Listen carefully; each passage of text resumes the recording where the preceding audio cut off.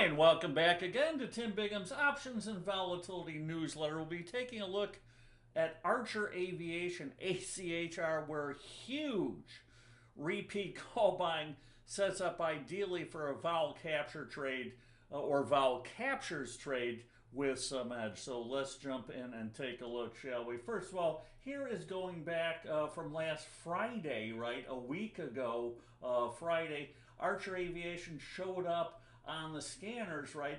Over 250,000 options traded, 10 times, a little bit more even, the average volume. And this volume had been picking up a little bit. You can see 10.3 times. You can also see that the stock moved from $6 to $7.58. Normally you see vol come down, but in this case, absolutely exploded. We'll take a look in a second how much.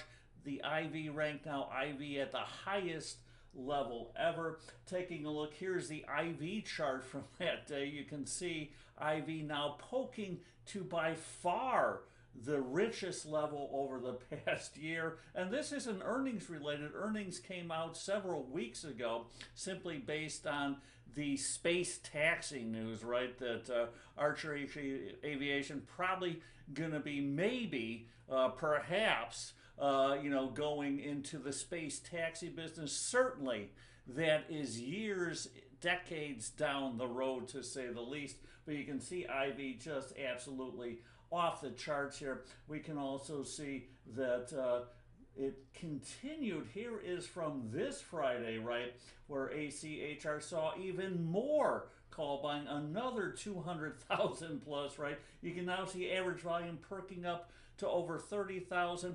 IV now at even the higher level than we have seen here. And we can see that exploding here on a longer term basis. 120-day IV poking towards 150, just exploding to extremes here. We also took a look at even longer term, the 360-day IV. You can see here is where the call buying started, right? You can see what happened, this explosion in implied volatility across the spectrum here. That certainly affected the skew as well, and most of the volume on the call side, which put the skew at a massive premium to the puts. Normally you see the reverse of that slightly. You can see basically a flat environment, which is kind of normal, right? But you can see the recent volume, right, ever since that call buyer stepped in on November 22nd, right, which was back here on this day was November 22nd.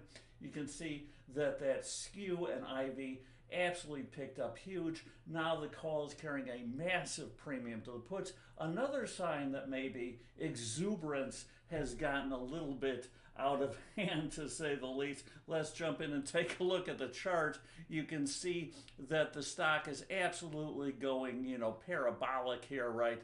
Racing off to just, recent highs in a big way. RSI 9-day now over 90, right? MACD at the most extreme of the year. You can see Bollinger percent B absolutely well over 100. Here's the IV generalized, right? You can see that exploding as well on the chart. You can see the last time that it got, kind of similarly overbought, right? It's even more overbought now. We saw a short-term top, to say the least, in ACHR. So this certainly smacks of just a runaway train that looks like at some point here soon it's going to be running out of steam, but implied volatility certainly unlikely to hang at this level for long periods, as implied volatility almost always has that pullback. So we're looking to play it in a way to capture that implied volatility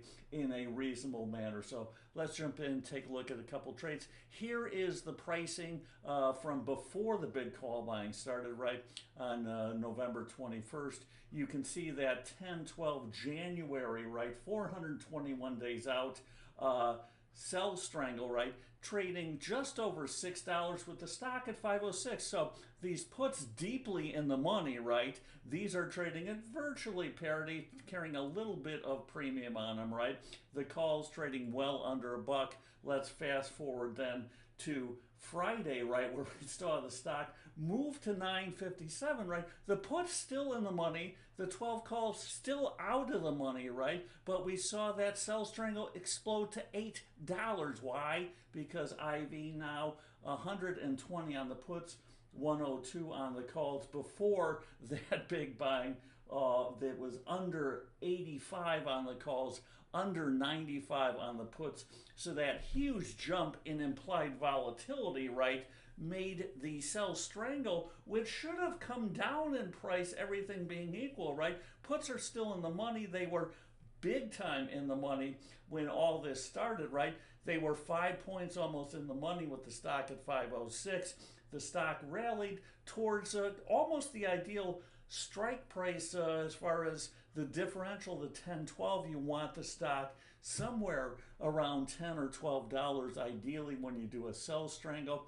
And that certainly happened at 957, right? But that sell strangle exploded to $8. Why? Because of all that buying, just exploded implied volatility. As we saw here, we can see that just explosion in implied volatility that continues on and on as far as going forward as the continued call buying continues to push that implied volatility higher. We can also take a look at another trade. Here is the April 9/11, a little bit shorter term, 139-day sell strangle, right? That sell strangle started off on November 24th at 427 with the stock much lower, right?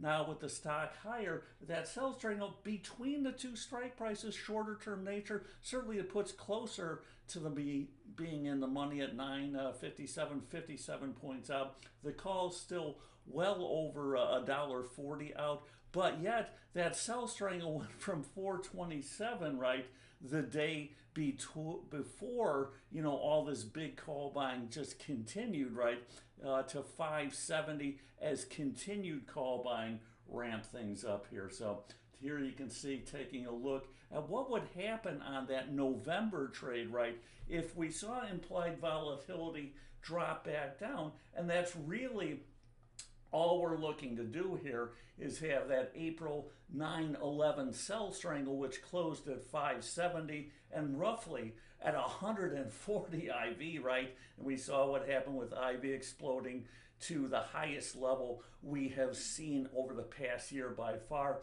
What would happen to that sell strangle if we had IV just drop down towards 120, which is still well above that level that was before all this big call buying drove that IV higher, was trading well under 100. We're just looking to pull back towards the 120 level, somewhere around here, to perhaps take that trade off as IV reverts. So you can see here is that April trade we were just looking at, the 11.9, but certainly it applies to any of these sell strangles out there, right? But what would happen if IV dropped from the roughly 140 level, and you can see it was priced 285 on the call, 285 roughly on the puts, right? But if we saw that IV drop to just the 120 level, right, we would see the calls drop 50 cents from 285 to 235, and the puts drop similarly 50 cents from 284 to 231. So certainly just a pullback in IV of any nature, right, would have this trade go deeply positive, right? You can also see an interesting thing here as well, too, that drop in IV, right, would cause the call delta, right, to get lower, right, and the put delta to expand. Why? Because on lower price stocks with these huge jumps in implied volatility, call delta, because there is a zero lower boundary when you get to extremes of IV, call delta actually kind of artificially inflates, right, as the upward drift takes that higher. Put delta actually drops because you have the zero boundary. So you have a obtuse sort of effect on deltas, right, where an explosion like we saw in IV on low price stocks that have that zero boundary, right, the stock can't go below zero, actually artificially pushes that call delta up and the put delta down. Once you see IV revert back, you can see the delta on the put actually increase, right, from negative 29 to a negative 31, move towards negative 50, right, and the call delta similarly moving from 61, right, to 58, simply because that drop in implied volatility.